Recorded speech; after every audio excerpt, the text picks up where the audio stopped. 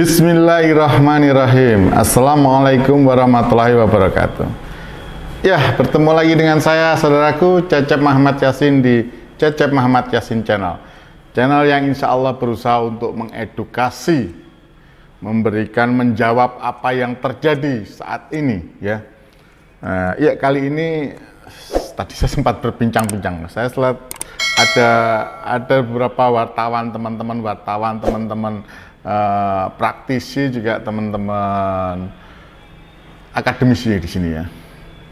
Nah, ini diskusi tadi mengenai ini anak buahnya Erick Thohir ini, namanya cukup saya kenal sebenarnya, namanya Dede. Namanya ini Dede Budiarto, komisaris PT PLN, saudara ya. Nah, dia mengatakan begini dalam pokok di cuitannya itu adalah di Twitternya itu, dia mengatakan memilih capres, ya, memilih capres jangan sembrono, apalagi memilih capres yang didukung kelompok radikal yang suka mengkafir-kafirkan pengasong khilafah ya, tulisannya khilafah itu bacanya khilafah, anti Pancasila, gerombolan yang melarang pendirian rumah ibadah minoritas. Cuitnya sebagaimana dikutip Detikcom Rabu 26 Oktober 2022.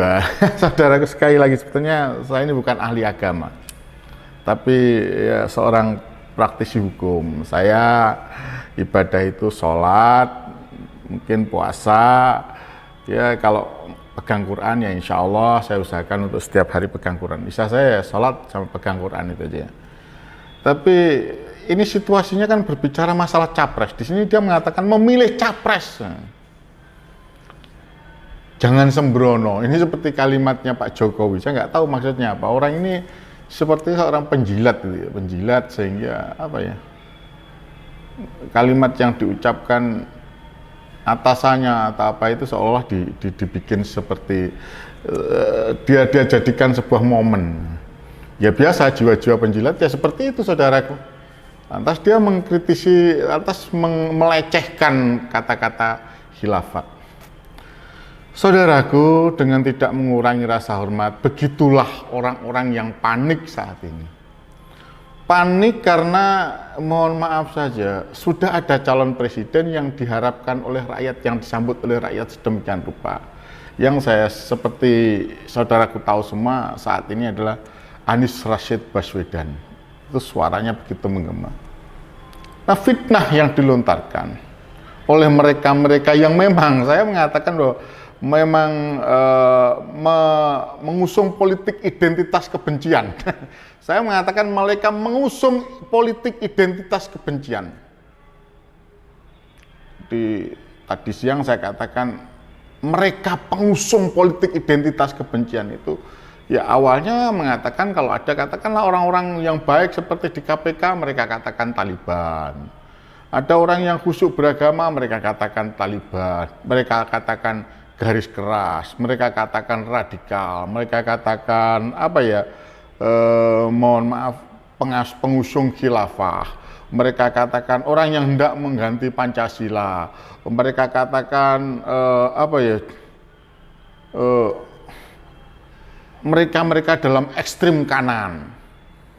Padahal mereka nggak sadar ketika mereka begitu itu sesungguhnya ada orang, ketika mereka sadar, saya yakin mereka sadar, di belakang mereka itu ada gerombolan-gerombolan yang memang sesungguhnya menunjukkan juga politik identitas, dan jelas terang benderang salah satunya adalah menjadi anggota dewan yang mengatakan bahwa saya bangga menjadi anak PKI, saya bangga anak PKI masuk Senayan. Ini kan jelas.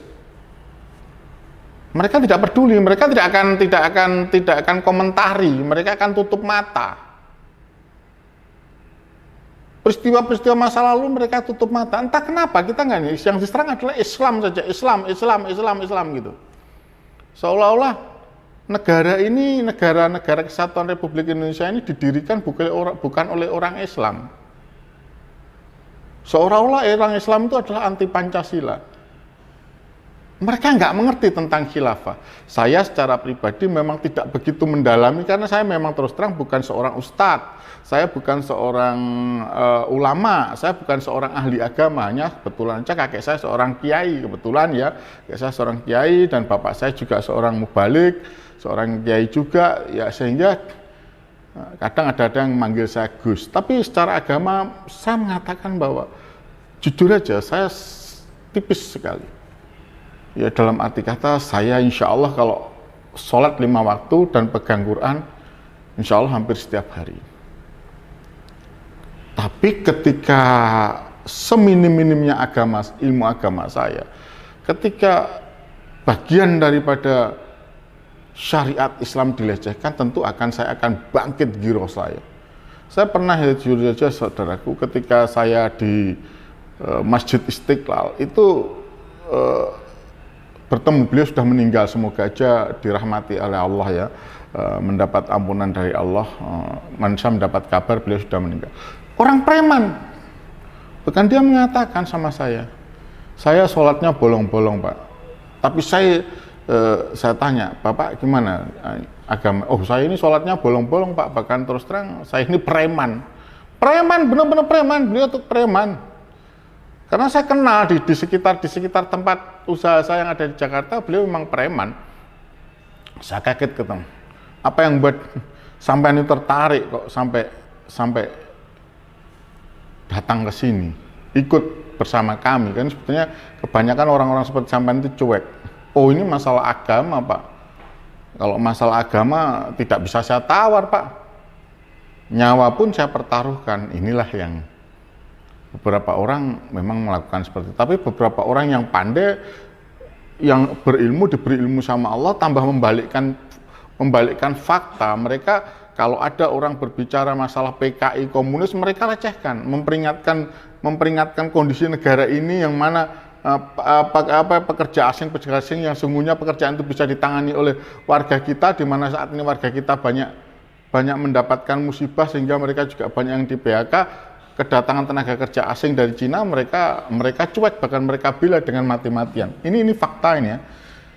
Dan mereka selalu seperti seorang ahli agama, membuat narasi-narasi seolah-olah bahwa Islam itu jahat, orang Islam itu jahat dan sebagainya. Politik yang dilakukan oleh orang Islam itu jahat dan sebagainya, dan mereka terlantas membuat fitnah-fitnah. Dan saat ini fitnah itu 100% saya katakan ditujukan kepada Anies Rashid Baswedan dan pendukung-pendukungnya. Seolah-olah Anies Baswedan itu diusung oleh orang-orang yang mengusung khilafah, orang-orang garis keras dan sebagainya, padahal tidak. Mau kita terangkan sampai muru pun mereka tidak mau, karena memang ada kepentingan mereka, takutan mereka bahwa mereka periuk makan mereka akan hilang. Kalau Anies, karena terus terang Anies itu tidak terikat dalam kemungkinan, tidak terikat dengan partai. Anies bebas. Selama 5 tahun Anies memimpin Jakarta itu tidak terikat sama sekali dengan partai pendukungnya. Anies menunjukkan jati dirinya, menunjukkan siapa dia. Kualitas kepemimpinannya Anies itu ditunjukkan oleh Anies dengan sedemikian rupa nyata, tidak setengah-setengah, dan tidak terikat sama sekali oleh oligarki partai politik maupun oleh oligarki kekuatan para pemodal. Tidak, Anies. Tidak peduli, jangankan mereka. Yang namanya Luhut Binsar Panjaitan, begitu Anies dilantik LBP, kita buka tentang masalah reklamasi. Bagaimana Luhut Binsar Panjaitan teriak-teriak, tapi Anies tidak mau peduli, tutup. Masalah itu lantas digugat oleh pengadilan dan ada sebagian yang dikabulkan oleh pengadilan. Itu urusan lain, itu bukan kewenangan Anies.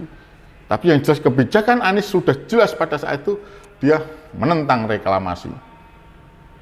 Inilah saudaraku, kata-katanya memang disematkan untuk menjatuhkan Anies dan relawan-relawannya, termasuk saya ini guru PMP, mantan guru PMP, saya mengerti tentang Pancasila. Bapak saya adalah seorang penatar P4 di Provinsi Jawa Timur waktu itu di BP7. Saya seringkali mengantarkan dan saya seringkali mendengarkan.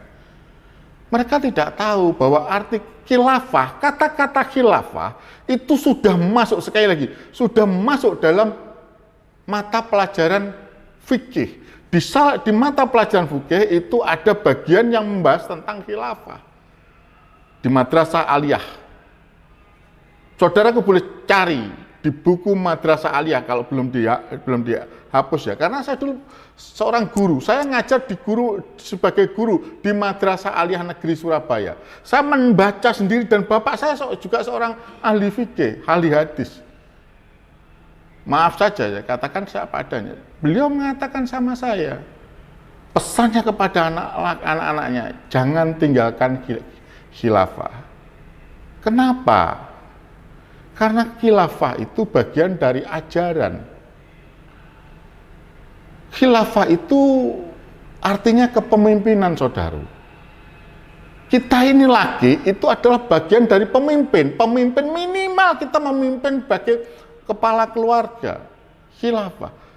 Tentulah kita juga akan menjalankan dengan cara-cara yang diajarkan oleh Al-Quran, yang diajarkan oleh Rasulullah. Yaitu pertama apa? Ketika kita punya anak, mohon maaf saya jelaskan, saya ini jelas dapat langsung dari bapak saya.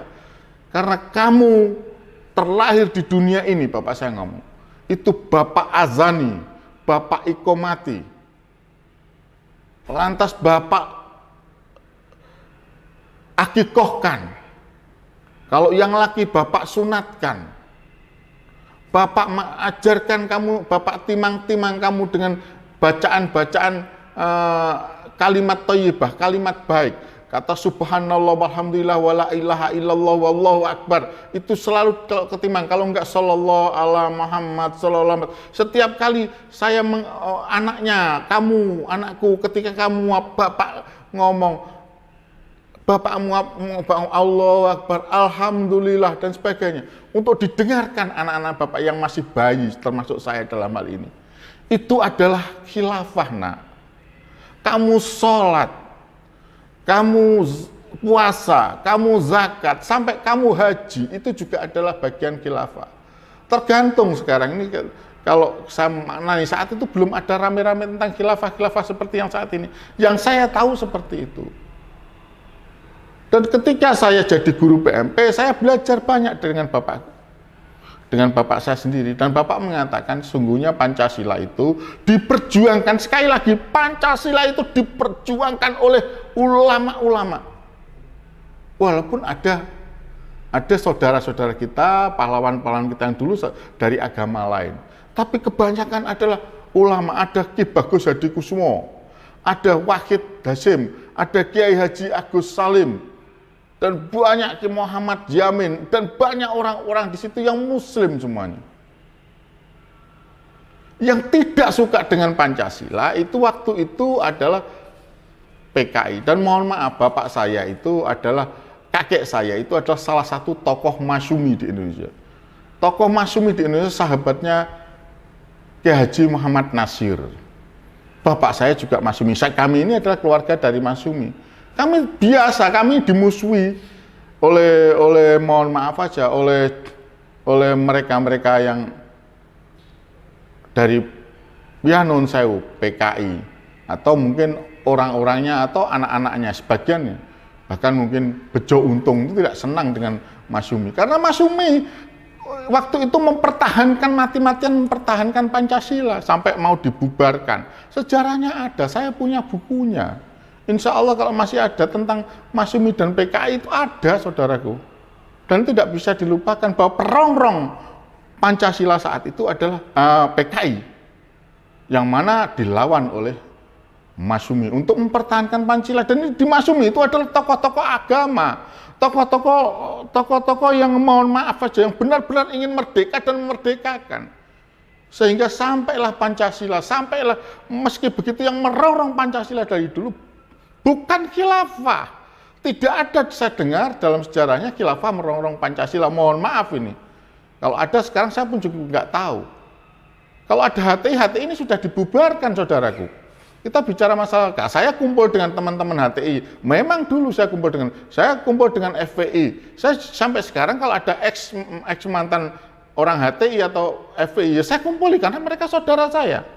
Hubungan saudara itu bukan lagi hubungan habluminannas, itu hubungan dengan Allah juga, habluminallah. Mereka nggak ada salah. Bahkan mohon maaf, dalam sejarahnya dengan tidak mengurangi rasa hormat, saya tidak melihat mereka akan merongrong Pancasila atau mengganti Pancasila. Bukan, kalau begini terus saya berbicara begini, kalian, wahai para kaum pengusung politik identitas kebencian, wahai kaum pengusung kaum politik identitas kebencian, kan mengatakan saya orang HTI. Saya bukan orang HTI. Saya katakan 100% saya bukan orang HTI. Saya bukan orang FPI. Namun kalau saya berkumpul dengan mereka, ngopi, lantas saya berdiskusi dengan mereka, apa ada larangan? Apa ada larangan kalau saya silaturahim ke Imam Besar Habib Rizik Syihab atau beberapa tokoh HTI, saya silaturahim ke sana, apa ada larangan? Tidak ada kan? Hukum tidak melarang. Kalian bergaul dengan orang-orang yang menurut kami orang Syiah, orang liberal, orang komunis saja kami tidak teriak-teriak. Kenapa kalian kalau kami berhubungan dengan teman-teman kami sendiri, saudara-saudara kami yang muslim, kalian teriak-teriak? Kami cap kamen. Tidak ada di dalam benak saya, di dalam otak saya, di dalam hati saya satu titik pun akan mengganti Pancasila. Karena saya sudah diterangkan oleh, sekali lagi, ini sudah berulang-ulang kali dan ini saya sampaikan di dalam ketika saya mengajar bahwa Pancasila itu adalah perjuangan, upaya maksimum istihad para pendiri negara ini untuk menyusun dasar negara, pandangan bernegara, negara kesatuan Republik Indonesia. Ada yang mengatakan ideologi, silahkan, tapi saya mengatakan bahwa itu dasar negara. Ideologi itu ada komunis, sekuler, itu ideologi. Tapi di Pancasila sebetulnya menurut saya bukan ideologi, tapi itu adalah pandangan dasar negara. Dan itu diperjuangkan benar, dibuat benar oleh orang-orang cerdik pandai, orang alim ulama yang ada di negara ini. Ya mohon maaf, yang mereka tentulah dalam hal melakukan usaha-usahanya untuk membuat dasar negara menjadi baik, mereka berpedoman pada Al-Quran dan hadis bagi yang Islam. Bagi yang beragama lain tentulah juga menggunakan agama mereka, tentu aja, saya tidak tahu. Tapi ulama-ulama saya meyakini seperti Kiai Haji Wahid Hasyim, seperti Kiai Bagus Hadikusumo, seperti Muhammad Yamin, seperti Kiai Haji Agus Salim, saya yakin di situ akan, ya mohon maaf saja, akan berusaha untuk memegang erat sehingga terjadi kesepakatan Pancasila, yaitu 5 sila, bukan Trisila apalagi Ekasila. Kalian ada yang mau merusak Pancasila dengan mengatakan Trisila, dengan mengatakan sampai menjadikan Ekasila, kalian diam. Kemana kalian? Kalian itu aneh.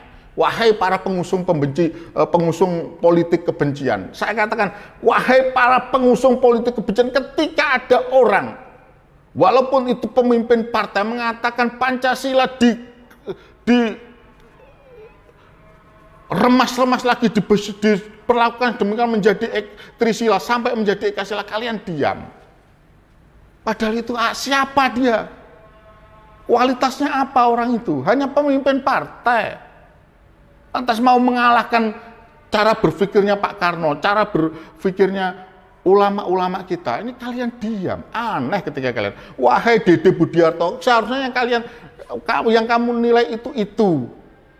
Bukan karena capres, bukan karena kamu menjilat, lantas kamu mengatakan seperti itu.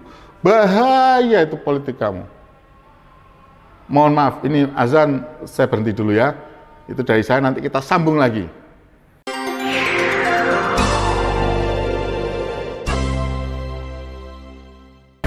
La ilaha illallah Muhammadur Rasulullah. Ya.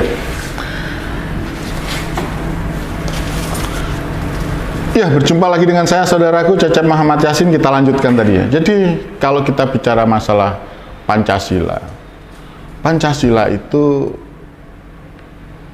dilahirkan oleh tokoh-tokoh Islam.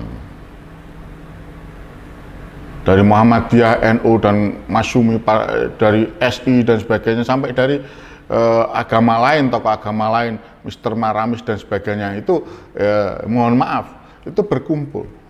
Maka terciptalah Pancasila. Ijtihadnya para ulama, maksimal para ulama. Kalau saya katakan, bapak saya mengatakan, Pancasila itu itu juga bagian dari khilafah. Cobalah, ayo kita ngomong, kita bahas, duduk bareng-bareng. Kalau sekalian katakan bahwa Pancasila itu bukan bagian dari khilafah. Yang pertama di situ sudah ada kata-kata ketuhanan yang Maha Esa. Itu hubungan manusia dengan Allah, dengan Sang Khalik. Saya tidak mengatakan khusus untuk umat Islam, tapi bagi umat Islam itu ada hubungan dengan Sang Khalik.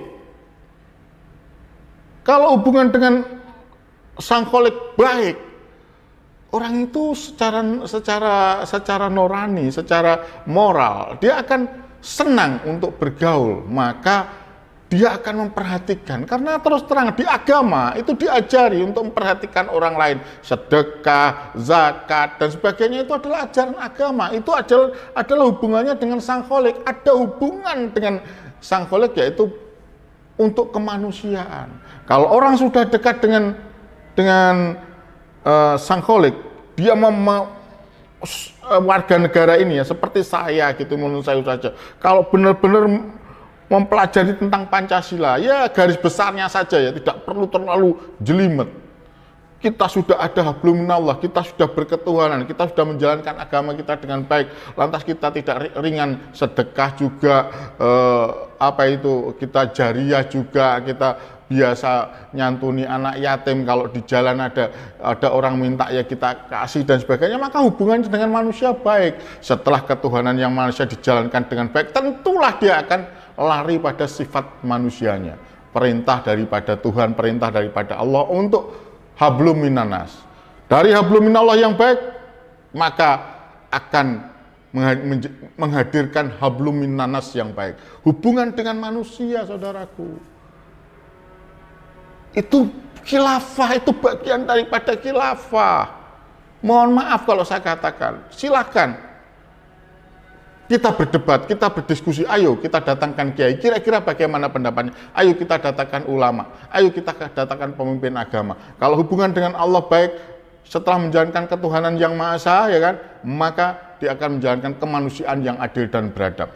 Kalau sudah hubungan dengan Allah, dengan Tuhannya baik, hubungan dengan manusia baik, maka itu akan tercipta persatuan, akan tercipta rasa persaudaraan, akan tercipta saling menjaga, walaupun beda agama, akan tercipta saling menghormati, akan tercipta saling menghargai. Di situ menimbulkan persatuannya, maka masuklah pada sila ketiga, yaitu persatuan Indonesia. Kalau hubungan manusia dengan Allah sudah baik, hubungan sesama manusia sudah baik, lantas sudah ada persatuan, sudah ada toleransi dan sebagainya, maka masuk pada sila keempat, yaitu kerakyatan yang dipimpin oleh hikmat. Kerakyatan yang dipimpin oleh hikmat, maka kepemimpinannya akan penuh dengan hikmat. Hikmat itu ada. Apa kata-kata hikmat? Silahkan cari sendiri. Sebuah kebijakan, sebuah kepemimpinan yang penuh dengan kemaslahatan. Dari hikmat, maka menuju musyawarah. Kerakyatan yang dipimpin oleh hikmat akan menimbulkan kebijakan. Kebijakan dalam permusyawaratan. Sebuah keputusan yang tidak otoriter. Sebuah kepemimpinan yang tidak otoriter karena bijak, semuanya terayomi. Kebijakan dalam permusyawaratan, dasarnya adalah musyawarah.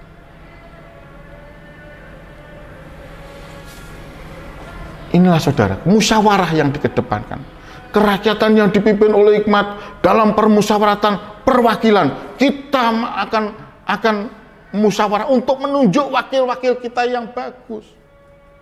Bahkan sesungguhnya demokrasi mencoblos memilih itu bukan demokrasi Pancasila. Karena tidak dikenal Pancasila, demokrasi Pancasila. Kalau begini jangan katakan saya ingin mengganti Pancasila. Oh tidak, Pancasila itu sudah sangat bagus. Ini diperjuangkan dengan berdarah-darah, dipertahankan dengan berdarah-darah, saudaraku. Kalau kita sudah mau memiliki pemimpin yang bagus, sudah kebijakannya penuh dengan musyawarat, yang tentu saja di situ, kalau di kita itu kebijakan presiden, kerja presiden itu ada yang mengawasi, yaitu DPR dan MPR yang minta pertanggungjawabannya, lantas rakyat sudah senang dan sebagainya. Kalau itu dilaksanakan benar dari habluminallah dari habluminallah, terus dilaksanakan habluminallah, terus tercipta persatuan dan kesatuan, tercipta pemimpin yang bijaksana, yang kebijakannya penuh dengan musyawarah, teradab, dengan diawasi oleh perwakilan yang ditunjuk dari permusyawaratan, maka Indonesia akan bagus dengan Pancasila. Kalau Pancasila ini benar-benar dilaksanakan akan bagus, karena tercipta keadilan sosial bagi seluruh masyarakat.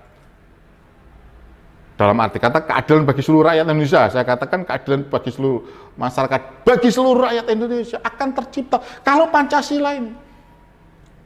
Jadi apa yang dikatakan Saudara Dede Budiarto ini, sesungguhnya orang itu adalah orang amoral, yang mulutnya amoral. Jujur saja, saya marah dengan yang bersangkutan. Saya sebagai orang Muslim, karena apa? Khilafah itu adalah kepemimpinan, itu ajaran Islam, ajaran zamannya Rasulullah. Setelah itu dilanjutkan oleh Abu Bakar As-Siddiq, sahabatnya, Umar bin Khattab, Utsman, sampai Ali. Makanya Ki Haji Nafis marah terhadap mulut lancang seorang Dede Budiarto, anak buahnya Erick Thohir. Dan jangan harap kelakuan seperti itu tidak dicatat oleh umat Islam. Akan dicatat. Saya yang beragama Islam tipis dalam menjalankannya. Insya Allah hanya 5 waktu dan ngaji saja mencatat omongan kamu, bahwa kamu adalah pembenci Islam. Kamu boleh tidak, kita ini boleh. Kalau saya setuju dengan beberapa, ada seorang kiai ya pernah mengatakan khilafah itu ibaratnya seperti seperti poligami. Diibaratkan beliau, walaupun tidak, poligami itu ajaran dari Allah. Boleh kita istri kita atau perempuan menolak, boleh. Dia tidak mau dipoligami, oh ya saya tidak, boleh itu. Tapi perempuan, seorang ibu, seorang istri tidak boleh anti poligami, tidak boleh benci dengan poligami. Dia tidak mau dipoligami, itu hak, dan itu tidak haram. Itu halal untuk dia mengatakan bahwa saya tidak mau dipoligami. Tapi kalau dia benci dengan poligami, dia benci dengan anti poligami, ingat, dia akan berhadapan dengan Allah. Begitu juga kamu, Dede Budiarto. Kamu boleh, katakanlah saya tidak cocok kalau khilafah itu diterapkan di sini, karena mungkin persepsi kamu begitu. Kalau saya mempersepsikan Pancasila itu sudah khilafah. Pancasila itu sudah khilafah, sudah bagian daripada khilafah.